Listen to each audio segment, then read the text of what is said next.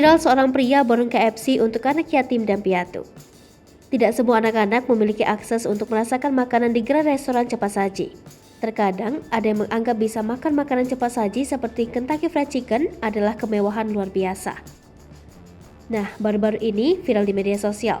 Seorang pria mentraktir anak-anak yatim dan piatu makan KFC. Rupanya video itu viral setelah diunggah oleh akun media sosial @sayapHati_IG. Ekspresi anak-anak tersebut terlihat senang dan sangat menikmati makanan KFC itu. Bahagia itu sederhana ya, tulis keterangan caption video tersebut. Ternyata sang pengunggah video mempunyai program untuk memborong makanan untuk yang membutuhkan.